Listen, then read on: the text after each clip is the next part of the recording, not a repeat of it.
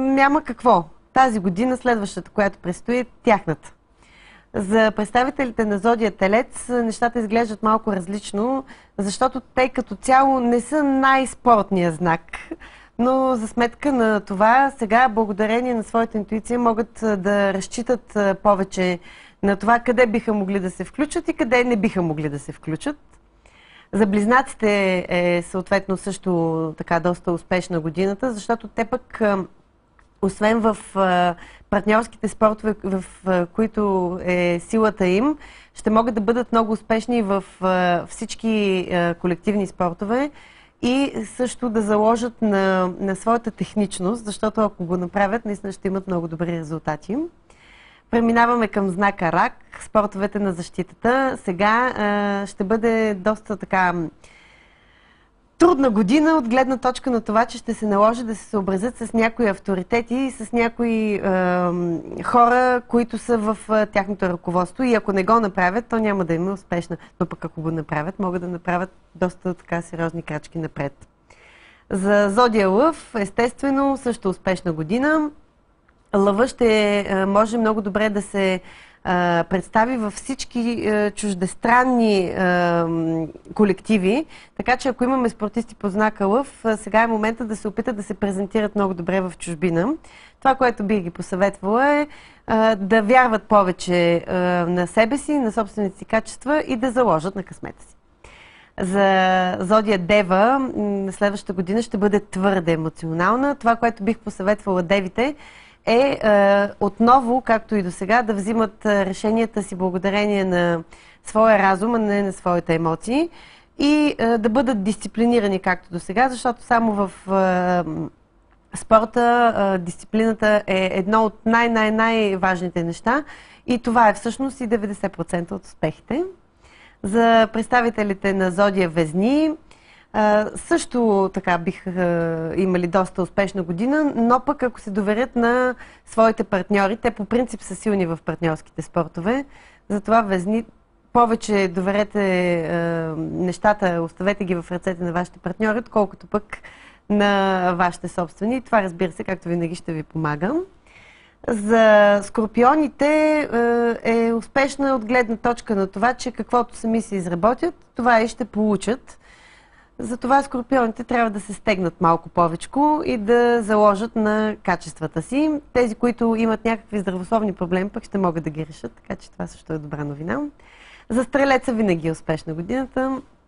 По принцип целият спорт заедно с знака Овена и по знака на стрелеца, всички големи състезания ще могат да бъдат покорени от стрелците следващата година. Затова преминавам направо към Козирога, който сега ще може да разчита на всичките си таланти, а те са да се налага и да побеждава.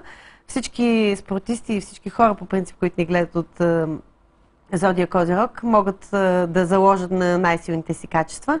А това, което всъщност бих посъветвала, е тези, които пък нямат емоционален партньор да се огледат, защото за Козирозите най-така успешна годината ще бъде в емоционалните връзки.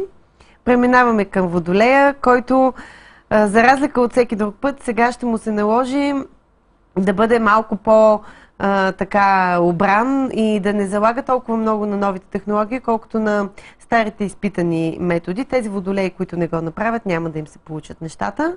За съжаление, защото Водолея, казахме, най-така колективния състезател и ако наистина не заложи на стари изпитани методи, наистина няма да им се получат нещата. И преминаваме към последния знак Риби, които, освен че отговарят за част от спортовете на защитата, отговарят и за всички водни спортове. Рибите наистина ще успеят много добре да се справят. Всички риби, които имат нужда от посредници, ще могат да намерят правилните посредници в следващата година. И това, което бих ги посъветвала, е да внимават и да не говорят прекалено много, независимо дали в компанията на своите колеги и партньори или пък в тази на своите шефове. Така че рибите трябва наистина да внимават цялата година какво ще говорят. Значи рибите да си мълчат, за водолеите положението също е на Кантар. Най-са си добре стрелци, лъвове и овни. Това са огнените, те ще са добре тази година. Те са добре. Юпитер, планета на късмета и тази, която по принцип отговаря за спорта, ще бъде в огнения овен. Няма как. Но, както в началото ти казах, това ще бъде и наистина най-успешната година за тези, които се занимават с индивидуалните спортове. Защото Овен е най-така изразения и индивидуалист в зодиака. И всички родени по знака Овен, и всички, които се занимават с това да бъдат първи и на всяка цена да победят, ще имат изключителна година. И аз им го желая от сърце. Това се отнася и за всички, не само спортисти. Каква ще е 2011? До сега говорихме повече за спорта, такова е предаването, но 2011 за България каква ще бъде за страната ни? 2010 беше малко трудничка. Тя беше трудна за всички. Така че това много нас постната пица, сега да не останем на сега пицата пак е постна, но е малко по-голяма. По-добре ли ще е тази? Малко по-добре, да. Аз се надявам, когато все пак Юпитер затвърди позициите си в знака Овен и вече се установи в твърдата опозиция с Сатурн, който пък предполага финансите, най-накрая да разберем къде всъщност са ни били грешките и така от сърце се надявам астрологичните прогнози, които правя и които се вижда, че в тази година кризата вече отминава. Надявам се наистина да се сбъднат, защото от април месец нататък смятам, че действително не само за България, въобще в така световен мащаб кризата ще започне да отшумява, което смятам, че е и най-добрата новина. Който си плати сметките, плати. От април месец вече става топло. Да, сериозни, отговорени, подредени. Най-важното е да си платим, не толкова да ги платим, а да успеем да си подредим приоритетите и действително нещата, които са ни извън възможностите, да не се захващаме с тях. Усеща ли се тази духовност, която се очаква да завладее по някакъв начин материалния свят до момента? Такава една, знаеш по-добре от мен, тази теория за 2012. Повечето от хората казват, че това ще е духовна революция в хората. Очаква ли се, вижда ли се вече такава тенденция?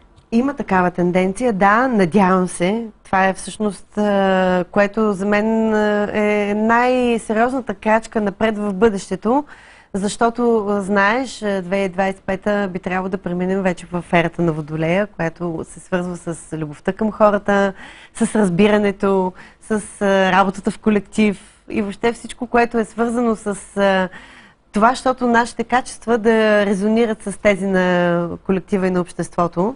Надявам се наистина хората да бъдат и малко по-добри, и малко така добронамерени като цяло към общото, а не да дърпат чергата към себе си, което за съжаление е една от най-неприятните черти, казахме вече, на българите.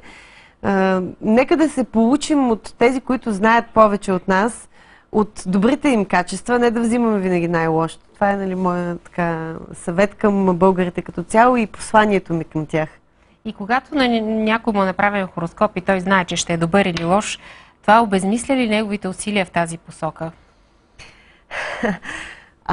Аз сега малко така ще се измъкна иезуитски от този въпрос, защото не може човек да е лош. Защо да е лош? Няма естествено родени лоши хора. Те стават такива благодарение на отношението на хората към тях. И ако ние се отнасяме добронамерено към нашите деца, към подрастващите, към хората, които са около нас, то не можем да очакваме негативна реакция от тях към нас. Така че в общи линии е по-добре да изпращаме към хората такива послания, каквито искаме да получаваме. И ако бъдем добронамерени към хората, които са около нас, то не можем и не е правилно да очакваме негативна реакция от тях.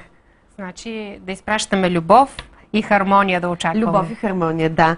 И това, което най-много харесвам като цяло, тъй като сме спортно предаване, сега за това си говорим, в спортистите, аз съм от спортно семейство, лично нямам почти никакво отношение, индиферентна съм към спорта, никога не съм спортувала, изобщо нямам никакво отношение към спорта, но пък харесвам в тях техния оптимизъм и тяхната дисциплина. Ако всички хора бъдат такива и ако така възпитаваме децата си, смятам, че света ще тръгне към по-добро.